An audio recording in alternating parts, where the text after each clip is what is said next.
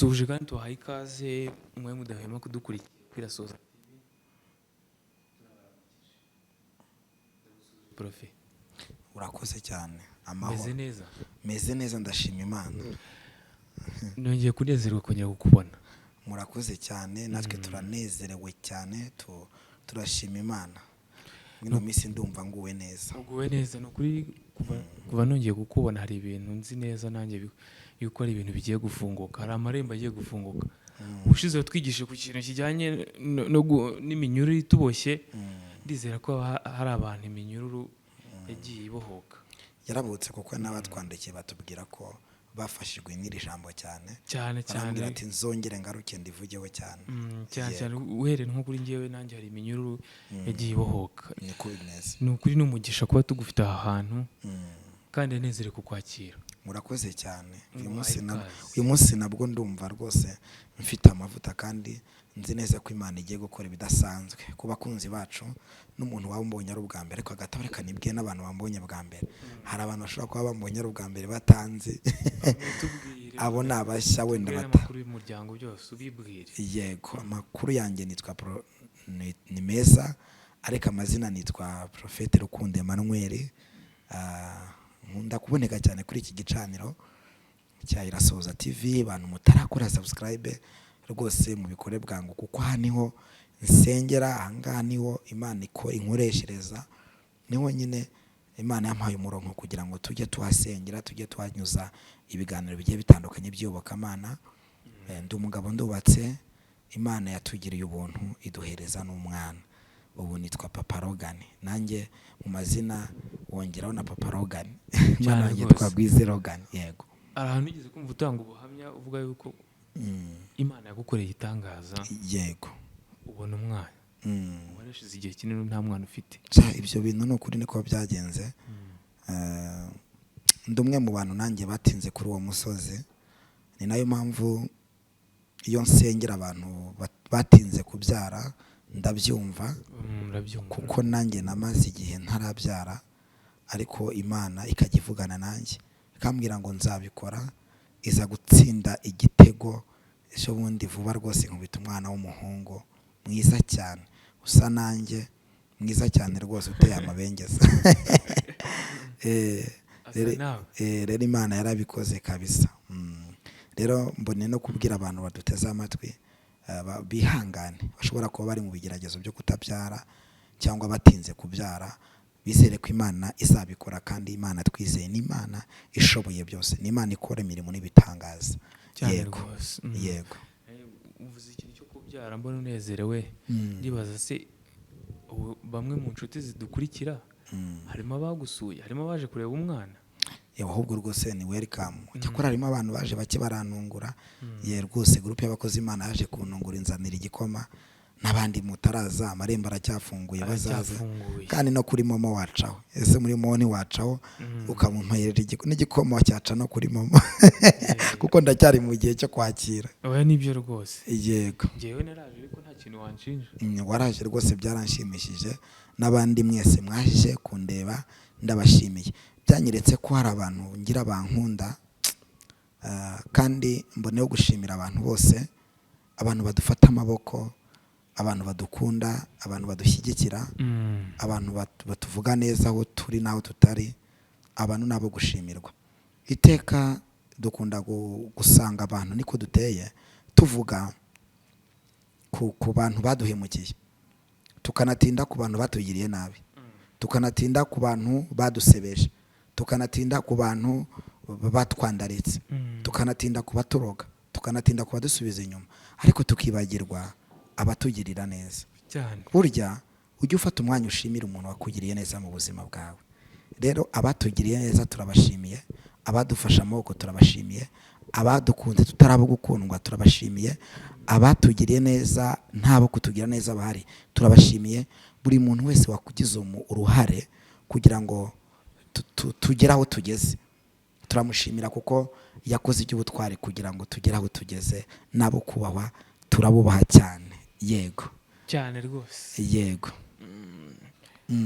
ejo bundi hari mugenzi wanjye nigeze kumva arimo mbaza ikibazo ndavuga iki kibazo niduhura ningirirwa umugisha twongera guhura nzakikubaza. yego yarambajije ati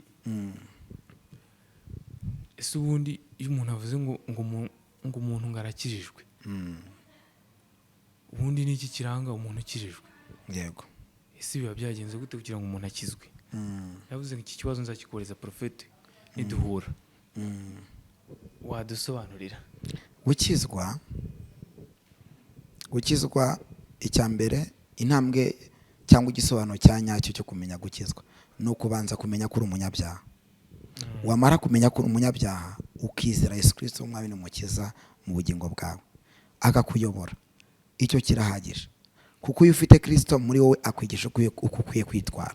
abantu benshi rero ntabwo bazarimbuka bazize ikindi, ntabwo abantu benshi bazajya mu muriro bazize ikindi, bazazira kuko banze kwizera imbabazi za Kristo, kuko banze kumenya ko ari abanyabyaha. rero hari abantu benshi tuvugana banakora n'ibyaha, ariko ushobora no kubabwira ati burya umunyabyaha akaba yanagutera n'inkonje, kubwira ati ibyo bintu uvuga se njyewe ndi umunyabyaha wahe. ariko iyo ukijijwe usobanukirwa ko uri umunyabyaha ukabimenya, warangiza kumenya ukizera Kristo, warangiza ukayoborwa nawe. icyo nicyo gisobanuro cyo gukizwa. rwose ndakeka byumvikanye. ndakeka ndanyuzwe nanjye. yego ngo nawe nimushere nk'iki kiganiro ndabizi neza ko azumva ubusobanuro bwa nyabwo bwo kuba umuntu akijijwe. yego azabisobanukirwa rwose.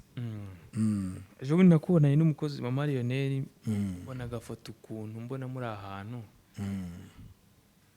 ese biriya nabonye nibyo? nabonye mu Marioneri mbona asa nkaho bamugize umupasiteri. dusobanurire. yabaye umupasiteri.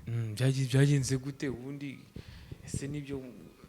gira amakuru duha nyine, kuko nakubonye ngewe ifoto ndayifite n'ubu ngubu nshobora kuza kuyereka abantu. mama Marioneri rero ni umubyeyi wanjye kandi ahari ahabwa umugisha. ni umukozi w'Imana twakoranye umuntu w'Imana mu rugendo rurerure, yaba ari mu ivugabutumwa ryo kuri teri, yaba ari n'ivugabutumwa risanzwe twakoranye kuri online, n'abantu benshi bakunda kutubona turimo turavuga imirimo y'Imana ku gicaniro cye.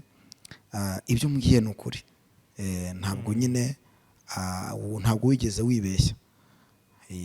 yabaye pasiteri, ntabwo ari prank, nta nubwo ari ntabwo ari AI yabikoze.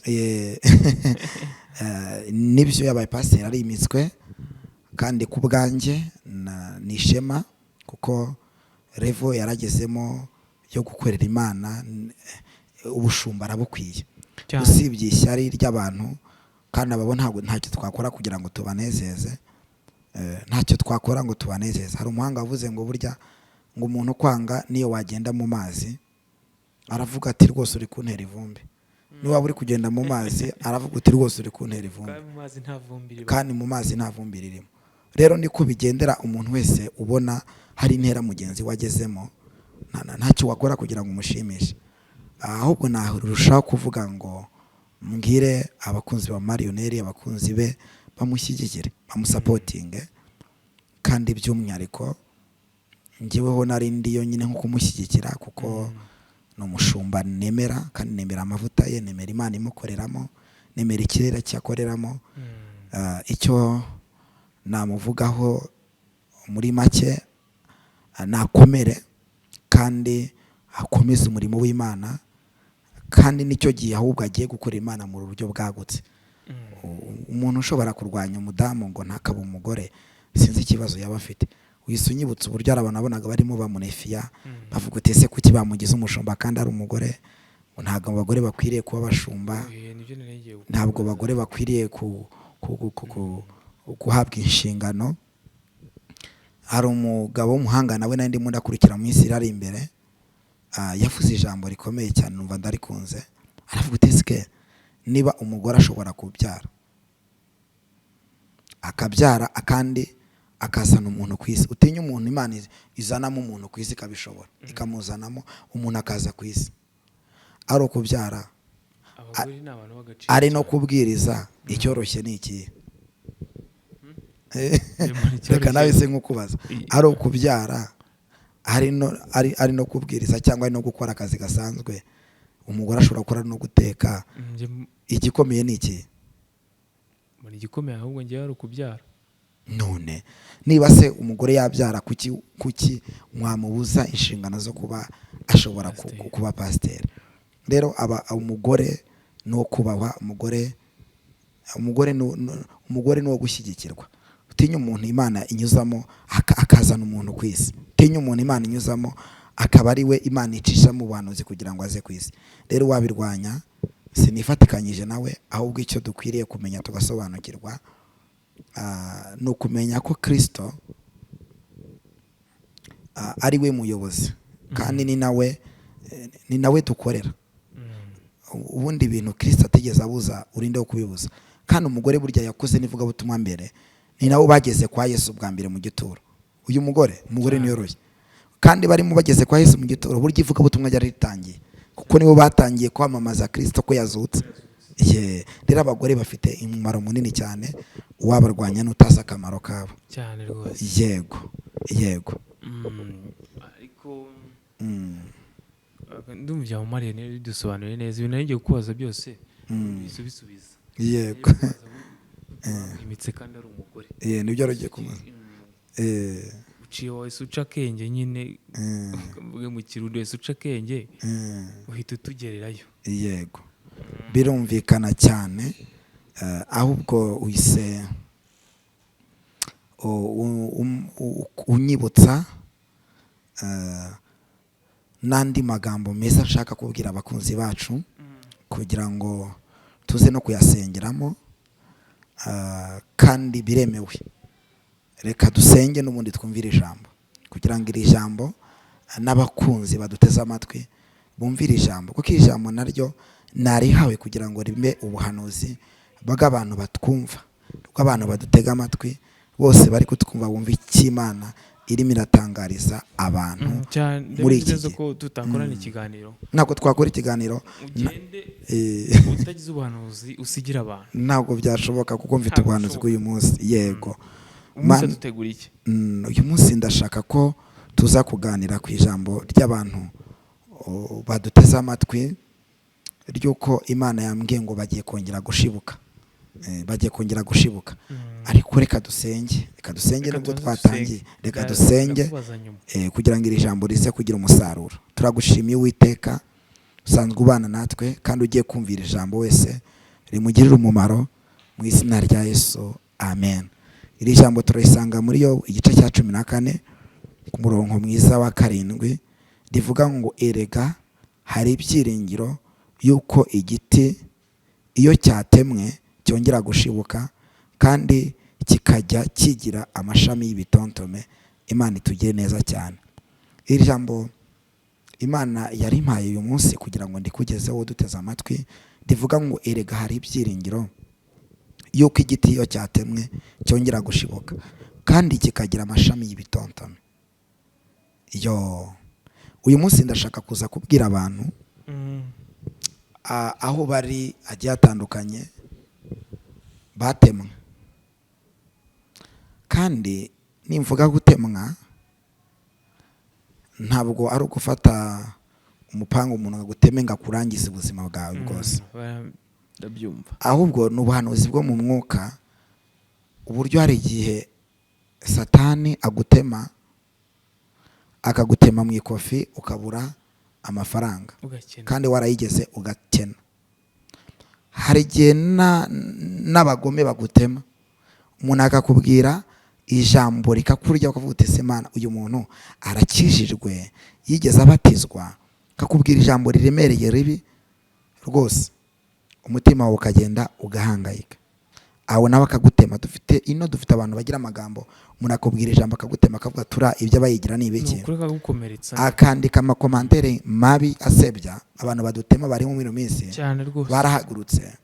Hari n'abantu badutema ugasanga umuntu aragutemye, ageze gutya arakugambaniye mu kazi bakagufungisha, ko ni ugutemwa. Ariko mfite inkuru nziza ku bantu bari kubona baratemye muri iki gihe. Ijambo ryatubwiye ngo erega hari ibyiringiro nubwo twatemwe, ariko hari ibyiringiro ngo yuko igiti cyatemwe cyakongera kigashibuka. Cyakongera kigashibuka. Reka mpanurire umuntu wese uri kunega amatwi muri uku kwezi. Birashoboka cyane ko watemwe ku ikofi akaba nta mafaranga usigaye ufiteho. Birashoboka ko watemwe n'abarozi bakakurogera umuryango wose, bakakurogera abana bawe, bakakurogera urugo rwawe, ukabona ko watemwe byarangiye. Birashoboka ko watemwe mu buryo hari abantu wizeye ukabahibitsa amabanga yawe, akaba ari bafata iya mbere bakajya kugusebya bakakugirira nabi. Ariko Imana yambwiye ngo ugiye kongera gushibuka. Amen. Hari ibyiringiro. Imana yambwiye ngo ugiye kongera gushibuka, wakira amahirwe yawe, wakira umugisha wawe, wakira iterambere ryawe, wakira kugubwa neza. Ugiye kongera gushibuka. Ugiye kongera gushibuka. Ugiye kongera gushibuka. Ndafashijwe. Ugiye kongera gushibuka. Kandi ndumva kugushibuka, ndumva nza no kukohereza muri ako kazi kawe karimo gahomba, uje gushiduka nawe rwose kwikorera kwawe kugiye kubona iterambere. Ndagira ngo mvugane nawe uri kunega amatwi, ugiye gushibuka. Imana yambwiye ngo ugiye gushibuka, ugiye gushibuka wakira perimi mu biganza byawe. Ugiye gushibuka wakira akazi gafatika. Ugiye gushibuka Imana ikongera imbaraga mu gusenga no mu buryo bwo kwizera. Ugiye kongera gushibuka ibyawe Satani yakuriganyije Imana irabigaruye. Ugiye kongera gushibuka abantu bari barakuvuyeho bagiye kongera kugaruka. Ugiye kongera gushibuka inshuti zawe zari zarakuretse zigiye kongera kugaruka, kuko Uwiteka yambwiye ngo mugiye kongera gushibuka. Abantu muneze amatwi muhumure, imbere hari akantu mugiye gushibuka. Aba bavuga nabo barwanye n'abasebya mwe kubitaho. Uwiteka yambwiye ngo erega hari ibyiringiro yuko igiti cyatemwe cyakongera kigashibuka. Nubwo uri kubona uri mu bibazo, nubwo uri kubona uri mu ntambara, nubwo uri kubona uri mu rugamba rw'abarozi cyangwa urwaye, birashoboka ko urwaye indwara zidakira, birashoboka ko umaze iminsi uri kugeragezwa n'uwo mwashakanye, birashoboka ko umaze iminsi uri kugeragezwa nawe umukorana n'umuntu w'Imana, ariko ukimara kumvira ijambo ndagira ngo utangarize ko Uwiteka yambwiye ngo ugiye kongera gushibuka. Erega hari ibyiringiro by'uko igiti cyatemwe cyakongera kigashibuka, kandi no kuri pe mugiye gushibuka. Tuvuge twese ngo haleluya. Ndashaka kubona abantu muri kunega amatwi muvuge ngo haleluya, abandi mukoresha, abandi muvuge ngo amina, abandi mukore rwose mukore kukazogera mu bitangariza, abandi muvuge ngo iki ni igihe cyacu cyo gushibuka. Uramenye ubutumwa ntubwihererane, kuko Imana ivuganye nanjye ngo abantu mwese muzumva ubutumwa. Imana ifite gahunda yo kugira ngo mwakire kongera gushibuka mu izina rya Yesu. Imana ishimwe cyane, Imana ishimwe cyane. No kuri burya ariko tugiye no gusenga. No kuri ijambo ryitwa gushibuka. Yego. Njyewe mu by'ukuri ku ruhande rwanjye riramfashije. Kuko hari igihe umuntu usanga nko muri uvuze akantu ko muri business ndabyibuka, cyangwa ugasanga nyine ibintu ukora ntago bigenda, ntago byemera. Wavuga rero Satani ngo hari ibintu byayatemye abantu ntibabyumve. Yego. Kuko igiti kugira ngo gishibuke kiba cyarabanje kubaho. Yego. Kigatemwa. Yego. Ariko hagasigara ikintu bita bakita ngo iki hari umuzi. Bawita rurongora. N'umuzi wa rurongora. Angaho ndabyumvisha cyane. Yego. Ni ukuvuga ngo biba gutemye usigaraho. Yego. Ariko nta mashami kigera. Nta n'imbuto, kuko amashami niyo ava imbuto. Nta n'imbuto ziba zihari. Nta na kintu na kimwe. Yego. Ikindi kandi hari n'igihe icyo giti batemye umuntu aza akakihanaguriza. Icyo nacyo kibuke. Hari n'igihe umuntu akicaraho. Cyane. Ariko nubwo bakicaraho, reka twongere tubwire abantu ngo nibakomere, kuko kuba bataratemye imizi haracyari ibyiringiro ko cyakongera kigashibuka. Iyo cyongeye ngo kumva amazi kirongera kigashibuka kandi kikagira ibitonto mu izina rya Yesu. Cyane rwose. Amen. Ndafashijwe. Abantu ndumva ubuhanuzi hari ikintu bugiye kugira, hari ikintu bugiye gukora. Yego. Kuko abantu benshi bari nyine barugiye kongera bashibuke mu izina rya Yesu. Ndumva wasoza dusengera. Je numva nta kintu narenzaho. Nukuri buriya ndashaka nawe kandi ndagusengera ushibuke ku buryo no kwikofi ubundi byanatubera tukajya twicara hano nkuko turimo turabwiriza hari na ka kofi ugashibuka ku buryo no kuri kofi kazakana. nta hantu uri bujye, nta hantu uri bujye. ndashaka ko ushibuka rwose. Cyane rwose. Inyuma y'ubu buhanuzi ndumva nta kintu twarenzaho. Imana ishimwe cyane. Ndagira ngo buri wese avuge ngo nakire gushibuka mu izina rya Yesu. Nakire gushibuka mu izina rya Yesu. Haleluya. Mana turagushimiye, turaguhimbaje. Iri jambo rigize umusaruro ku buryo umvise ahabwa umugisha, kandi nsengeye abaduteze amatwi bose ngo bakire gushibuka. Imbaraga z'Umwuka Wera zigaragare kuri iki gicaniro, kandi mpejeje umugisha umuntu wese uri kutwumva kugira ngo abashe kuva ku rwego rumwe agere ku rundi. Ndatura igitangaza kibuse muri uko kwezi. Ndasenze ngo Imana nyir'ijuru n'isi ikore ibidasanzwe muri iki kiganiro. Tubisene tubyizeye mu izina rya Yesu. Amen. Imana ibaho umugisha cyane, ndabakunda cyane. Murakoze cyane. Urakoze nawe, nshimiye n'abantu badukurikiye, kandi bibuke gukora subscribe, bakandi kukazogera, bakore like, batange n'amakomantere, baze bashima. Yego, hari ibintu Imana iba yakoze. Asante. Nukuri turabashimiye. Bye bye.